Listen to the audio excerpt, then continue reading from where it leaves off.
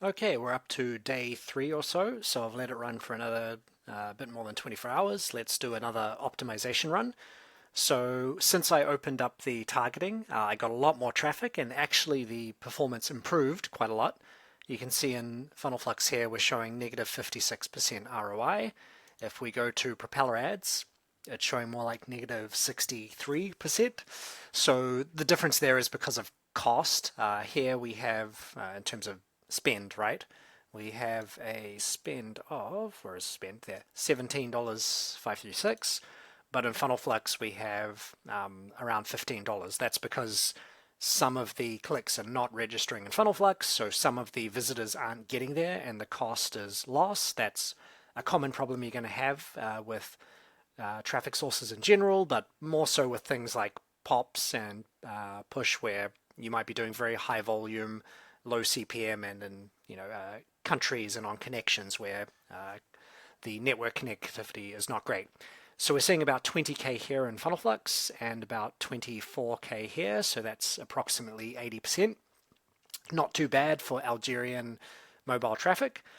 If you want to actually reconcile that cost, which we could do now, I can show you how to do that in FunnelFlux, and I guess in any tracker you're using, you might have uploads to do this, or you could have cost synchronization or integrations. We're going to be introducing those in FunnelFlux soon. What I'm going to do is go to the reporting here, and I'm going to look at the reporting for the last 7 days and just download it. Okay, and then I'm going to open this CSV file.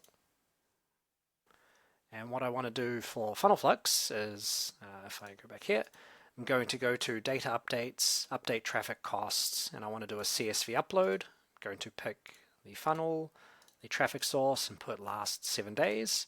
And I'm going to segment by zone. So now what I need to do in the propeller or in the CSV is, okay, show again, I need to have zone ID, which I'm going to rename to zone, the same as the URL tracking field in FunnelFlux.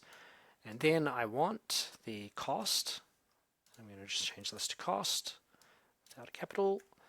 Okay, and then I'm going to save that. Now coming back to FunnelFlux, upload CSV. I'm going to go to downloads, find that file and open it. And you can see here, nope, that's not looking correct. Let me just shift these columns around just in case. Cost zone, let me clear all formatting. Okay, clear that, upload. Okay, that's looking better. So cost was expected on the left. We have cost and zone here. I'm going to update traffic cost and apply all of that data. Okay, it might take a while because it's looping through and doing updates by all of these individual zones. So I'll just pause the video for a second. Okay, so that's all done. Coming back here to funnels, now if I refresh the data, we should see cost change. Okay, and we can see it's loading. There we go, 1763 versus, if we go back here, 17,536. So that's fine. There's a little bit of discrepancy because we're uploading costs that are getting averaged across visitors, and at some point rounding to like 4, 5, 6 decimal places is going to give some slight differences there, right? Anyway, I just want to align that cost first to make sure that any analysis I do in FunnelFlux is as accurate as possible. Now, let's figure out further optimization decisions. So the first thing I'm going to do is look at the offers again. So it started making more revenue. The question is, where did that come from? If I go to offers here in FunnelFlux, we have monetizer and traffic company. Here, if we look at the conversions, I can see 29 conversions from monetizer and 8 from traffic company with about the same traffic. And the CE1 or custom event 1 are the push push subscribers. But I'm not sure how much money those are going to make. Let's check that in monetize later. But you can see here the revenue from monetizer is much, much higher and the ROI is much better. So I think the first decision we should make is to route all of the traffic to the monetizer Smartlink. So that's as simple as just putting 0 here and or moving these and saving. Okay, so update 1 done. Now let's see if there's anything else we can optimize by to improve the actual performance here. Oops, let's go back to statistics. What I don't really want to look at zones just yet because I think we're making other major changes first. And the top zone here with the most traffic is actually about break even. Okay, so that's not too bad. The second zone here has spent 54 cents and hasn't converted yet. So maybe we could cut that first zone, but again, I've made these big optimizations with the monetizer link and things like that, so I wouldn't make any further changes there with the zones. Okay, what else can we do? Let's go over to statistics in Propeller Ads and have a quick look here at the targeting side. Okay, let's see if there's anything that raises a flag here. Platform, it's all mobile. OS version. Okay, I'm seeing similar conversion rates on most of these here except for Android 8 and 9, but it's just one conversion. So remember our rule, if you add one conversion and it changes your decision, you don't have enough data. So I'm not going to change that.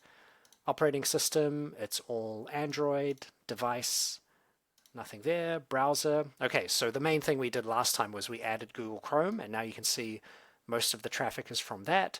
Conversion rate is actually fine. Okay, so Samsung and Android web view. If we continue running this in Samsung and Android, continue spending quite a lot and not converting, maybe we would get rid of them. But if you look at Facebook browser, you've spent $1.50 and made 4 conversions. Here you've spent about a quarter of that and made 0 conversions. So to me, it's not convincing yet that we should get rid of that. Okay, language. Okay, we have a lot more languages here now. French, conversion rate 0.19, Arabic 0.12, English is performing quite badly. Here we have $1.20 spent, no conversions. Here we have about 5 times that spent and 11 conversions. Here about 8 or 9 times spent and that many conversions. Okay, so we might want to get rid of English. It could be that in Algeria the English, whatever users have English as their language in the browser, just are not converting that well. So I think we can exclude English in this campaign. Connection. Okay, mobile is 3G, 4G. Broadband is Wi-Fi. Oh, this is interesting. Look at this. Triple the conversion rate on Wi-Fi. And then if we look at the actual spend, we've got $8.20 spent on Wi-Fi, $8.80 spent on mobile, but the amount of conversions is much, much higher. It doesn't seem to show the revenue here, which is a little bit weird. Let's have a quick look at Monetizer, because that's what we're switching to. Let's look at the revenue data there. So in Monetizer, I'm going to go to Leagues and then look at the analytics for this Smartlink. I want to look at the last 7 days.